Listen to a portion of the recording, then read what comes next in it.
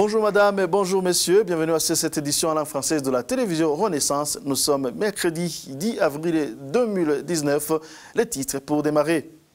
Il s'observe une dégradation de l'environnement au Burundi où 10,1% des ruisseaux d'eau ont déjà tari et 17,8% des ruisseaux d'eau en cours d'assèchement si rien n'est fait, selon le ministère de l'Agriculture, de l'Élevage et l'Environnement. Insécurité, au moins 4 personnes ont été assassinées et 11 autres arrêtées arbitrairement, selon le rapport hebdomadaire de SOS Torture Burundi de la semaine dernière. Et dans la suite des activités de la semaine de commémoration du 25e anniversaire du génocide perpétré contre les Tutsis au Rwanda, la famille des journalistes au Rwanda a rendu hommage à 60 journalistes victimes du génocide. C'était mardi de cette semaine. Voilà pour le sommaire.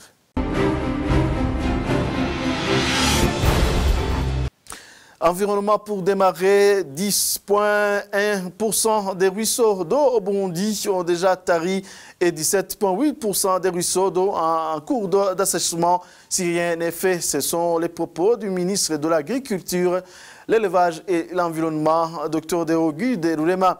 Lors d'une conférence de presse de ce mardi, il a précisé ce qui doit être fait pour lutter contre cet assèchement. Je vous propose de le suivre. Au mois de juin, traçage des fossés anti-érosifs dans 82 communes, dessouchage des arbres absorbant beaucoup d'eau dans les sources, les marais et les bas-fonds dans 43 communes, mise en place des pare-feux dans 91 communes et mise en place des pépinières dans toutes les communes du pays, c'est-à-dire 119 communes. En guise de rappel, les courbes de niveau ont une importance capitale. En effet, elles protègent la terre arable contre l'érosion, retiennent l'eau de ruissellement, permettant ainsi à l'eau de s'infiltrer dans les sous-sols pour alimenter des nappes phréatiques. À mairie de Bujumbura, les travaux se concentreront sur la protection des riz des rivières, la zone tampon du lac Tanganyika ainsi que l'assainissement de la ville de Bujumbura. Dans un délai ne dépassant pas 3 jours, nous allons transmettre à l'administration ce programme pour qu'il soit exécuté en franche collaboration. Le gouvernement du Burundi a mis en avant la protection de l'environnement. Ainsi, nous recommandons aux différents techniciens du ministère, plus particulièrement les agronomes, les moniteurs agricoles, de vaquer à ces activités et de transmettre les rapports hebdomadaires, mensuels et trimestriels relatifs. Ainsi, nous allons évaluer l'état de mise en œuvre de ce programme tous les 3 mois. C'est dans cette optique que nous lançons un appel vibrant à la population burundaise en général, au cadre du ministère en charge de l'environnement et à l'administration en particulier de quitter les bureaux et s'associer à la population dans les travaux de protection de l'environnement de tous les jeudis conformément au programme établi. Insécurité à présent, au moins 4 personnes ont été assassinées, 11 autres arrêtées arbitrairement et 3 cas de disparition forcée. Tel est le bilan que relève le rapport hebdomadaire de SOS Torture Burundi de la semaine du 30 mars au 6 avril 2019. Les milices Imbonerakure, certains policiers ainsi que les agents du service national des renseignements sont pointés du doigt dans ces violations. Suivez Aimé Cuisera, il est chargé de la communication au sein de SOS Torture.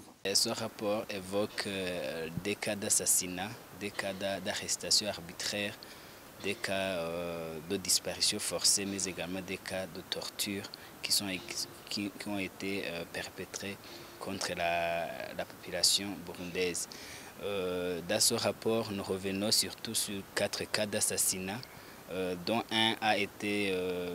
une des victimes a été retrouvée chez lui par des personnes armées et lui ont ôté la vie dans la nuit du 30 mars 2019 à Gitanga, zone Muramba, en commune de Bubanza. Une autre victime a été retrouvée morte dans la rivière Ruvubu, sur le côté de la commune Giheta. Tandis que 2 autres victimes ont été abattues par la police en commune de Vumbi, en province de Kirundo. Le SOS Torture Burundi note la continuité des violences policiers qui, pour secourir un individu, ont besoin d'abord d'en tuer 2 autres et d'en blesser plusieurs. SOS Torture Burundi revient également sur les cas d'arrestation arbitraire. 11 personnes qui ont été arrêtées arbitrairement, dont dans différentes provinces, Gitega, Bubanza, Chibitoke, mais également Rumonge.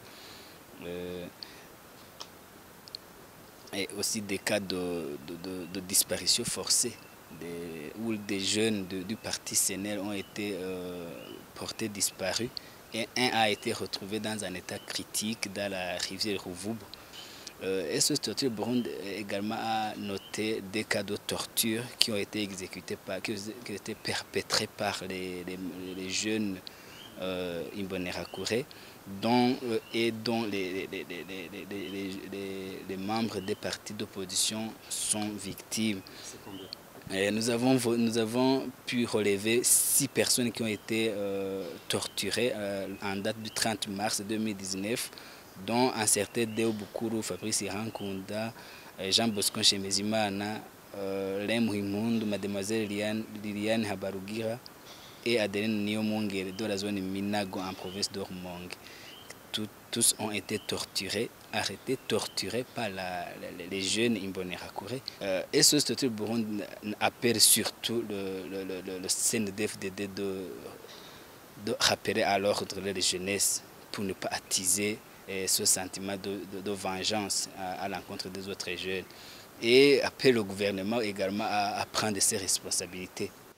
Le journal poursuit. Le CNC a bien fait d'interdire définitivement la BBC. Il s'agit des associations de la société civile CAPES+, et PISC Burundi, proches du pouvoir CNDD-FDD.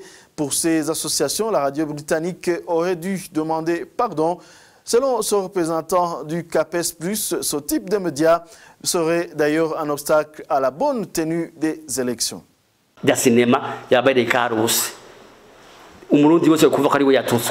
Le film de Karoussi. Chaque Burundais devrait se sentir offensé. Vous, les journalistes, vous avez accompagné sur l'avenue Noirane à Kinindo les diplomates accrédités ici au Burundi. Le vieux Baracha est là-bas. Il dit « Ce sont des chèvres et des moutons que nous avons abattus et pas des personnes. Tout est évident. » Et alors, la BBC, qui n'est même jamais venue s'excuser pour s'être trompée, une faute avouée est à moitié pardonnée. Nous en profitons pour lancer un appel à tous ceux qui ont commis des fautes pour leur dire « Venez demander pardon et nous demanderons pardon pour vous. » Et puis, mettons-nous ensemble pour construire le Burundi parce que nous avons besoin les uns des autres. Mais ne niez pas alors que les fautes ont été commises. C'est pour ça que nous disons que comme le CNC a fait son travail et que les élections approchent, il faut une bonne réglementation parce qu'il y a certains avec de gros ventres qui sont sous les ordres des colonisateurs qui leur donnent de l'argent et qui sont prêts à dévoiler des secrets des traîtres, ce qui peut être un obstacle au bon déroulement des élections alors que vous constatez que le Burundi a franchi un bon cap, salué par l'ensemble de la communauté internationale. Et vous voyez que nous sommes en train de franchir un pas où les amis sont de plus en plus nombreux. Je vous le disais dans les titres, la famille des journalistes au Rwanda a rendu hommage à 60 journalistes victimes du génocide perpétré contre les Tutsis au Rwanda en 1994. Un quart de siècle après ce drame, une cérémonie pour la mémoire de ces hommes des médias a été organisée le soir de ce mardi. Thierry Grindavi a suivi cette activité, son reportage.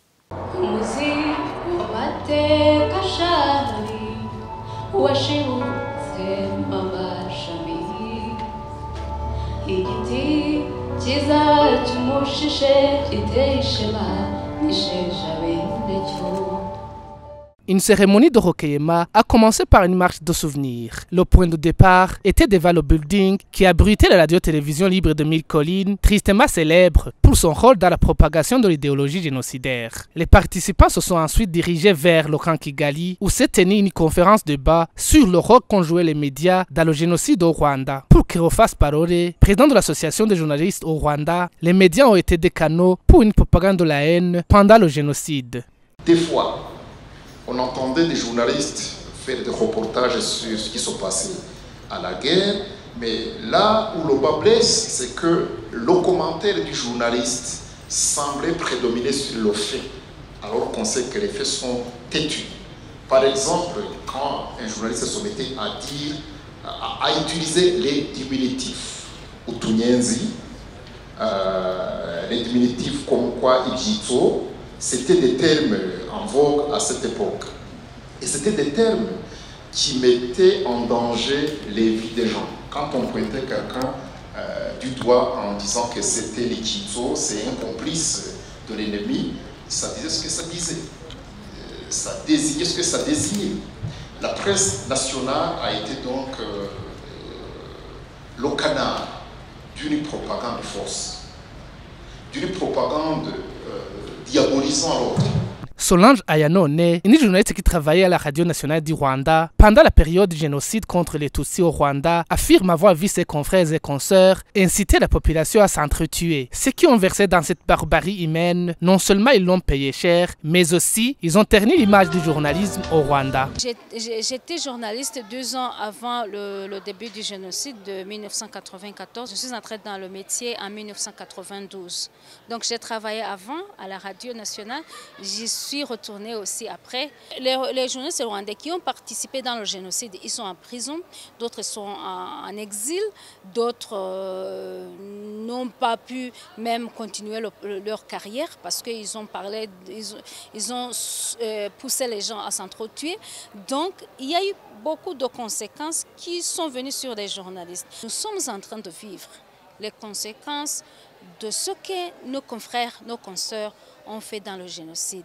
Personne ne croit à la presse rwandaise maintenant, parce que tout le monde est toujours en train de dire est-ce que ces gens sont vraiment matures pour ne pas répéter les mêmes erreurs. Quelqu'un a parlé de ça même aujourd'hui, il a dit qu'il n'a pas confiance dans les médias actuels. Mais moi qui étais là avant et qui suis là même maintenant, je peux confirmer que nous avons beaucoup appris du génocide.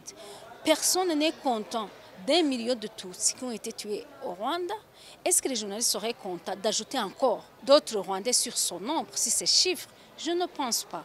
Les journalistes burundais en exil avaient aussi pris part à ces cérémonies d'hommage pour les confrères et consoeurs victimes du génocide contre les Tutsis au Rwanda. Nous venons effectivement de nous associer à nos confrères et consoeurs rwandais dans cette commémoration du génocide des Tutsis, et spécialement aujourd'hui où il était question de rendre hommage et de se remémorer les journalistes rwandais qui ont été emportés par cette tragédie, par ce génocide.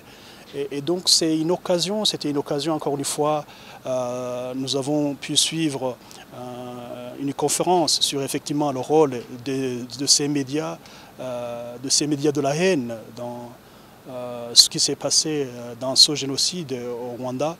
Et nous constatons effectivement que les médias constituent aussi bien un vecteur de développement, mais aussi de l'autre côté, ça peut être un vecteur de destruction, ce qui a été le cas ici au Rwanda pour la radio Mille Collines et d'autres qui avaient la même idéologie.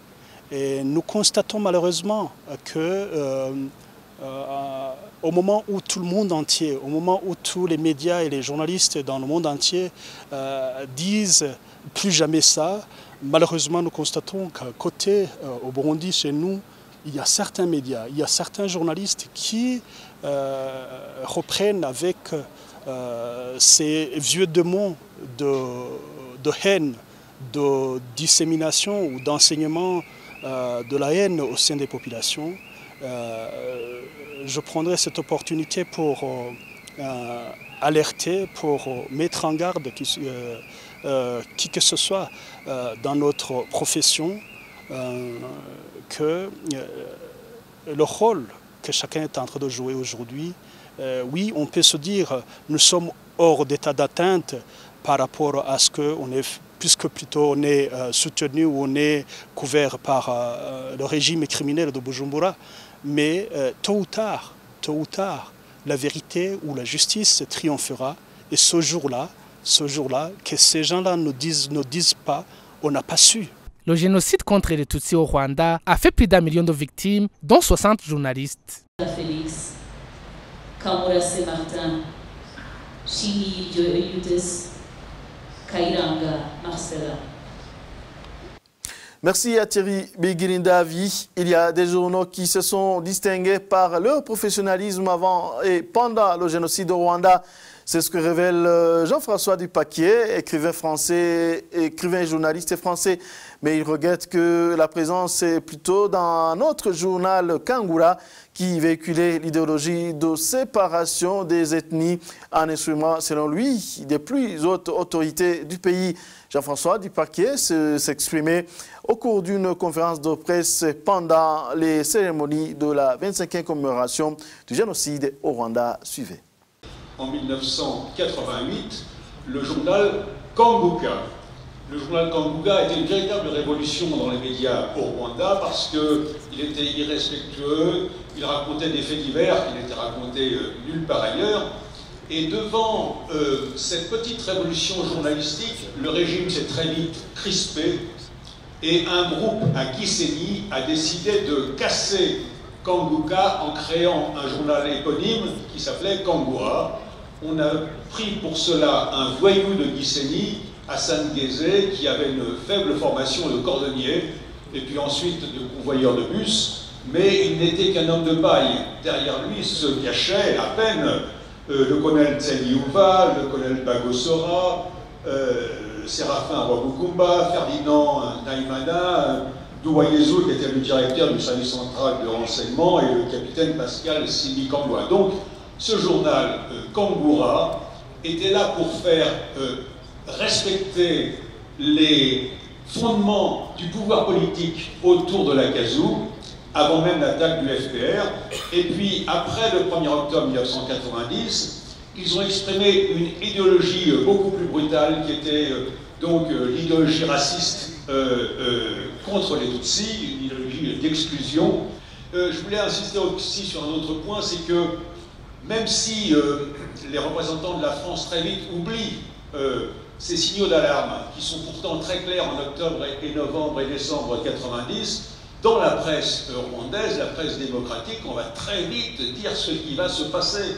Et donc, le génocide ne sera pas une surprise au moment où il va se produire. Par exemple, je prends un journal rwandais qui s'appelle La Griffe. Il a été créé en décembre 1991. Et voilà ce qu'il dit à propos de Hassan Guézé en décembre 1991, donc c'est très tôt. Il le qualifie de raciste dangereux, il le qualifie même de nazi, né un demi-siècle trop tard, et ils ajoutent dans La Griffe, non, le peuple rwandais ne partage pas son objectif de génocide. Vous savez que le colonel Bagosora, quand il quitte Arusha en décembre 92, dit qu'il rentre à Kigali préparer l'apocalypse parce qu'il s'oppose au projet des accords d'Arusha, au projet de paix. Cette notion de colonel apocalypse est très vite reprise dans la presse rwandaise. Je prends par exemple le cas du journal du MDR, le bulletin de janvier 93 de Kigali, du MDR Kigali, qui dit « Le colonel Apocalypse prépare le génocide » et ils décrivent le génocide qui va se préparer 1 an et 3 mois plus tôt. Donc là aussi, on voit bien qu'au Rwanda, à côté de cette presse extrémiste, il y a eu un sursaut démocratique, malheureusement insuffisant pour empêcher cette idéologie du génocide de s'exprimer. Et voilà, c'est ce qui prend fait cette édition. Merci à vous de nous avoir tenu compagnie. Merci également à toute l'équipe de la réalisation. À la prochaine.